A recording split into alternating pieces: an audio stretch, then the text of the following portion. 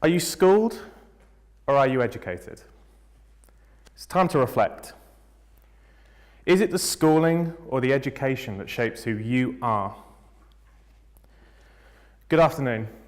My name is Lewis Smith. I graduated here in Lincoln, just up the hill. For my undergraduate degree, I specialised in education studies and special educational needs. Quite a wordy degree title when you're explaining it to friends down the pub. Currently, I've been offered the fantastic opportunity to conduct my teacher training in school. It is a challenge every day.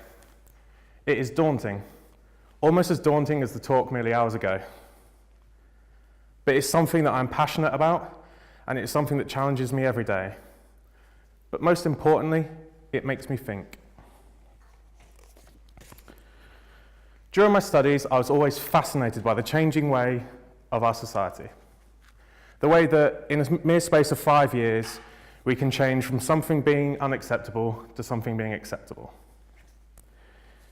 If we look back through our history, from the Industrial Revolution to today, we can see this changing nature of education. The beauty of being a teacher and being an educator is it is possible to examine the journeys that we have gone through as a society. The teaching that we have had, our parents, our grandparents, and in the future, our children, our grandchildren. It makes us think, what is the shape of education in the 21st century? Where are we going?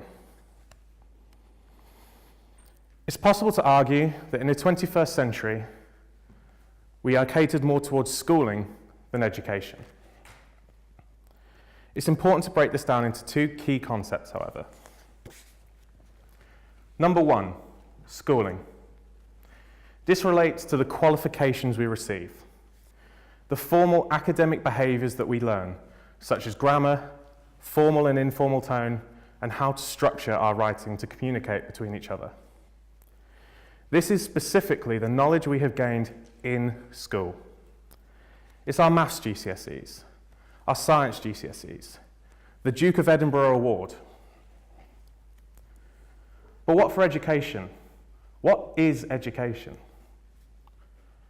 I argue that it's the skills we have, the behaviour and knowledge that we adopt as individuals. This is regardless of the environment. It's unique. It's the social skills we have, the morals, the life skills and hobbies that we take for granted every single day. In simple terms, schooling relates to the qualifications and knowledge we gain within school. Education includes these aspects, such as reading and writing, but is also vocational and creative. It's possible to argue that education is what we have learned as individuals on our own journeys. But it contains aspects which are often neglected within school. In our everyday lives, we apply for jobs. Job applications often state the requirement for qualification. Quite often, this precedes the optional inclusion of experience. For some fields, this is a benefit. I'm a teacher. The qualifications and skills that I have learnt within schooling are vital to my industry. We have standards. We have a shared consensus on what we need to know. However, is this always the case? When I was 16, I worked in retail. It was a fascinating job that I did every single weekend. I got the job, I was told by my manager, because of the GCSEs that I had in sociology and history, putting me above other candidates. But why should that be the case? If I have never worn the clothing brand, why should I get the job above someone who wears it every single day? For many, this is a strange concept. Looking at job qualifications, it is the industry standard to go for qualifications over experience. We do not look at the knowledge of the individual, but how qualified they are on paper. In the 21st century, these applications focus upon the attainment and classification of qualification, not the nature of the qualification, having the qualification. This means that quite often we have individuals who are not qualified for the roles. They have the paper, but they do not have the knowledge, the passion and the drive. But this is not just the working world. This is our extracurricular activities. If we look at theatre groups, look at the pianist. Quite often they will have grades. This neglects the individual who knows the piece off by heart for someone who may not even know the musical. Each of us will face this at one stage in our life. We will do something that we do not have the formal schooling and qualifications to do. I do not have a public speaking qualification, but here I am today. It's the passion and drive that I have which brought me here, not a piece of paper. But does this mean if you do not have a formal qualification, you do not have knowledge? The changes in our society have become more apparent if you look at education. There is a pressure on academic test scores. Every year in July and August, we hear about GCSE pass rates, A to Cs. How many A to Cs as a percentage were at this school? But this wasn't always the case. At the start of the 21st century, there was an emphasis on vocational arts and creative practice. Now the focus has changed onto academics. The result is that our vocational and creative subjects have been neglected. The focus upon academic discipline and formal qualification is now the priority of many schools. But the focus of our schooling is shaped by the societal values around us. It is what we do as a society which shapes our schooling. The focus of our society in the 21st century is on academic qualifications and what we have on our CV. We promote school, university to our children because it gets them the qualifications that gets them ahead. That is the nature of the society we live in. In my own professional environment, however, there is a disparity between this. I work in a special needs school. We have children with a range of learning difficulties, but primarily they are severe learning difficulty students. We do not do GCSEs. We do not do A-levels. Instead, our children do entry-level qualifications and functional skills courses. Whilst these are formal qualifications, they are not regarded as a high level by employers, and so many students are neglected. But this is not just happening in special schools, but for the students who go for vocational courses and NVQs. While these courses hold their own merit and are formal qualifications, they're being neglected in favour of traditional schooling. This does not need to be the case, and it has not always been the case. Sir Richard Branson is an individual we will all know in this room. He is one of the most successful businessmen of the 21st century. However, for his schooling, he was seen as underachieving, failing. It was down to his education, the skills, passion, and drive that he obtained outside of schooling that made him the person he is today. Made him the person that runs the Virgin Group, which runs over 400 businesses worldwide and has a net worth of over $1.5 billion. But there are similar stories. Bill Gates, Mark Zuckerberg, Steve Jobs, even Florence Nightingale had no formal schooling, but was one of the pioneers of her time.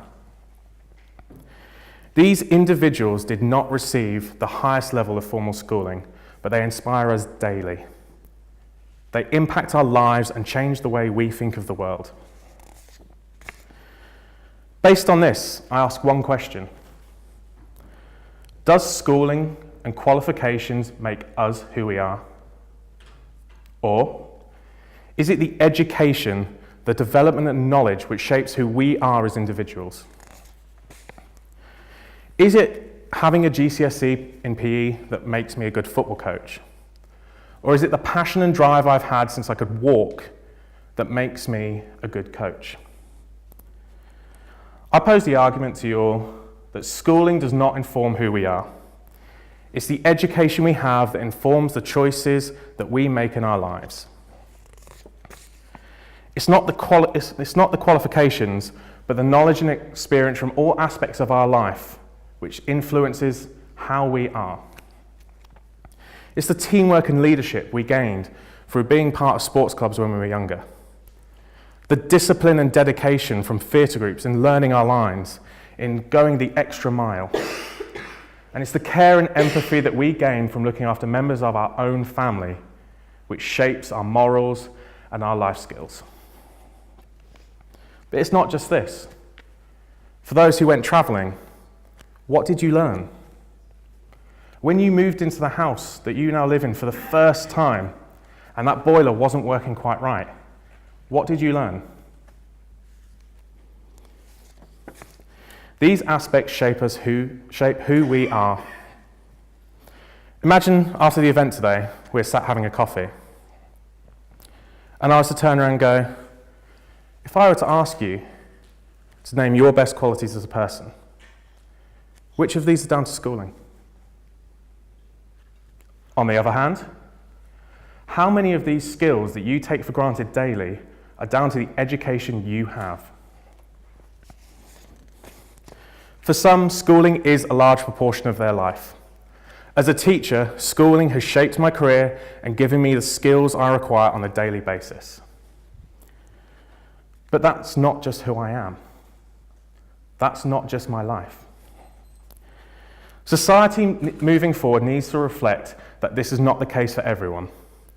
Not everyone will be catered towards the formal qualifications.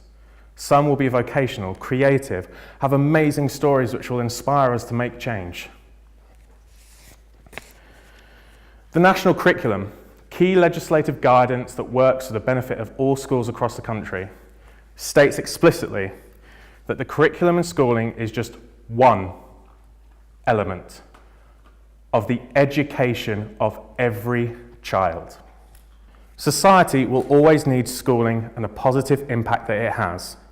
It works in collaboration, as with so many aspects in our lives. We need to open our eyes to a new perspective. A perspective that many are educated outside of school and neglected for roles they would excel in. This is those who do not have the formal qualifications but are passionate for a role. Think back to the theatre group, the pianist. Would you choose a pianist who is dedicated to the musical you are putting on and knows every single song perfectly? But because they don't have a grade, you start looking at the one with grade 5 piano who has never watched the musical. What about the special needs pupil who has no formal qualifications desired for the job that you have, but they have the passion, desire, and practical skills to be a chef? So how do we change this? Think back to the individuals who have achieved outside of schooling. Imagine no status quo. Imagine that as a business, you accept those with formal qualifications and look at the individuals who have the experience, the passion, and the drive. Have a team where you have the formal knowledge alongside the passion and drive to take it to the next level. Combine your team and work collaboratively to build a better future. Thank you for having me today. I hope that I've given you a new perspective on schooling to look at, which you can discuss with your friends, family, and co-workers.